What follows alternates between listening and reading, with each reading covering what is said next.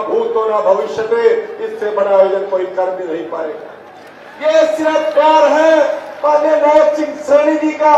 तो दुर्भाग्य है हमारा तब शुरू हुआ जब हमारे लोगों ने बहकावे में आके भूपेंद्र हुड्डा की सरकार बना दी। भूपेंद्र सिंह हुड्डा जैसा कमजोर आदमी विधानसभा में कहता है कि हमने आरक्षण दिया था। हुड्डा जी ने आरक्षण नहीं दिया। मनोहर लाल जी को मैंने ये बात समझाई, तब मनोहर लाल जी ने हमें आरक्षण देने का काम किया। नायब सिंह जी, आपने वो शेरनी का दूध पिया और आपने कह दिया कि ये पहल मैं करूंगा। पूर्व सांसद, पूर्व विधायकगण और मंच पर एक से बढ़कर एक डीएससी समाज के योद्धा विराजमान हैं और इस तरफ भी डीएससी समाज के एक से एक बढ़कर योद्धा विराजमान हैं और मेरे सामने डीएससी समाज की आन बान और शान है। मित्रों, मुख्यमंत्री जी ने इसी जींद में कहा था कि आप तीसरी बार सरकार बनाने का काम करो, पहली कलम से और पहली कैबिनेट में आपका भाग्य लिखने का काम मैं करूंगा। अरे मित्रों, आपने 5 तारीख को अपना वादा पूरा किया और मुख्यमंत्री जी ने 18 तारीख को आपके बच्चों का भाग्य लिखने का काम कर दिया। आपने ये हंसता हुआ चेहरा देखा है, ये सौम्य चेहरा देखा है, ये मीठा बोलता हुआ चेहरा देखा है, परंतु दृढ़ निश्चय भूत हो ना भविष्य में, इससे बड़ा आयोजन कोई कर भी नहीं पाएगा।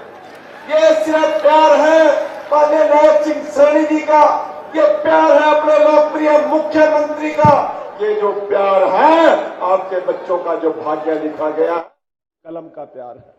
मित्रों, बहुत से महानुभाव यहां मंच पर विराजमान हैं।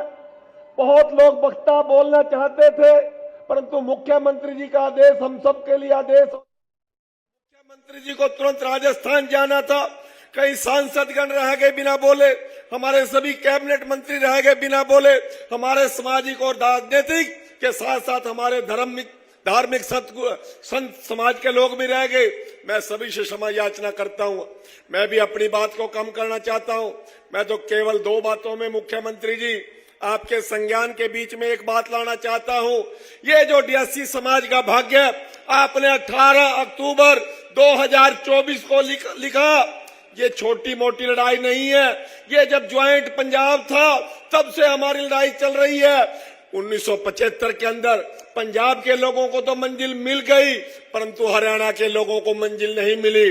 1975 से लेकर लगातार हमारे संत गणों ने, हमारे सामाजिक संगठनों ने, हमारे राजनीतिक लोगों ने इस लड़ाई को लड़ने का काम किया। यदि इस मंच से बोलूं तो सैकड़ों हजारों लोगों के नाम लेने पड़ेंगे। मैं धन्यवाद करता हूं, वो स्वर्ग में होंगे केएल सरबटा जी, वो राजकुमार सारसर जी, वो चंद्रभान लॉर्ड जी, वो गोवर्धन दास चौहान जी, वो गुलजार कैथली जी, वो सुमेर चंद कोलिया जी, वो सागर चंद मंडल जी, वो बिशन दास टाक जी, बनारसी दास आय्यर जी, एमएल सारवान जी, संतोष सारवान जी, राजकुमार वाल्मीकि जी, पंताराम वाल्मीकि जी, अमर सिंह धानक जी, किस किस का मैं नाम लो इस मंच से। उस लड़ाई का अंजाम हमें 1994 में मिला। उस दिन भी भगवान वाल्मीकि जयंती करनाल में मनाई गई। भजन लाल जी से ने हमारे भाग्य लिखने का काम किया, परंतु दुर्भाग्य हमारा तब शुरू हुआ जब हमारे लोगों ने बहकावे में आके भूपेंद्र हुड्डा की सरकार बना दी। एक आदमी ने PIL डाल दी हाई कोर्ट के अंदर। पंजाब हरियाणा हाई कोर्ट ने जुलाई 2005 के अंदर हमारे खिलाफ निर्णय दे दिया। और निर्णय क्या दे दिया? वो निर्णय तो पंजाब के खिलाफ भी आया था, परंतु दुर्भाग्य पंजाब के अमरिंदर सिंह मुख्यमंत्री ने रातों रात विधानसभा बुलाकर उसको एक्ट बना दिया और उन लोगों के अधिकारों का हनन नहीं होने दिया।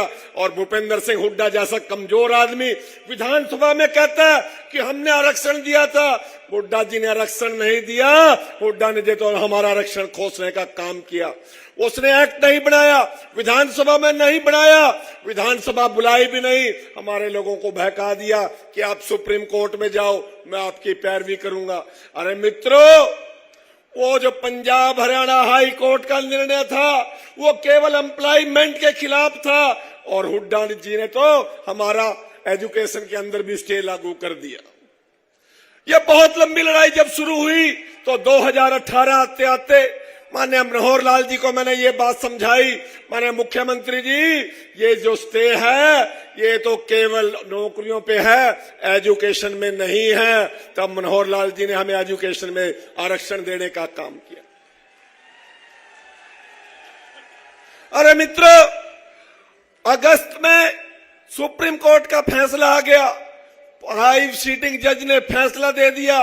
उन्होंने ये भी बात कह दी जो मुख्यमंत्री जिस स्टेट का चाहे आरक्षण में वर्गीकरण दे सकता है, किसी की गात में जान नहीं थी। धन्यवाद नायब सिंह जी, आपने वो शेरनी का दूध पिया और आपने कह दिया कि ये पहल मैं करूंगा। और उससे बड़ा बयान मोहनलाल बड़ौली जी ने दे दिया। भाई मेरी बात सुन लो, मैं तबार कर लो मेरा, मैं मोहनलाल बड़ौली जी के साथ प्रेस कॉन्फ्रेंस में था। भाई नायब सिंह सैनी जी से आपके आरक्षण का लाभ मैं दिलाने का काम करूंगा। एक बार मोहनलाल बड़ौली जी के लिए भी जोरदार तालियां बजाने। मित्रों, भाई दिसंबर मंच पे बैठे हैं, कैबिनेट में ये मुद्दा आते आते रह गया, परंतु हमारे लोगों के बीच दिलों में एक बहुत बड़ी मायूसी आ गई, उदासी आ गई। परंतु नायब सिंह सैनी जी अपने जुबान के पक्के धनी और मोहनलाल बड़ौली जी ने विश्वास दे दिया। और विश्वास कहां दिया था भाई? स्वदेश जी कहां दिया था? यही जींद में। क्या कहा था?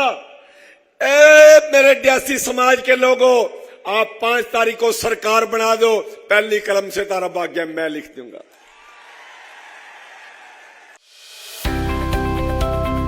अब किसी भी प्रकार के दर्द से क्यों होना परेशान जब ऑर्थो चार्ज कैप्सूल हो आपके पास।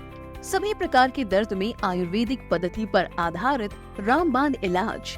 कबीर औषधालय का ऑर्थो चार्ज ऑयल, कैप्सूल और सिरप आपको देता है तुरंत आराम। अनेक प्रकार के दर्द जैसे sciatica, spondylitis, rheumatic pain, arthritis, lumbar pain, सभी दर्द को दूर करने का रामबाण इलाज 100% आयुर्वेदिक जड़ी बूटियों से बनाया गया ऑर्थो चार्ज कैप्सूल और ऑयल एक बार प्रयोग में अवश्य लाएं। अधिक जानकारी के लिए संपर्क करें।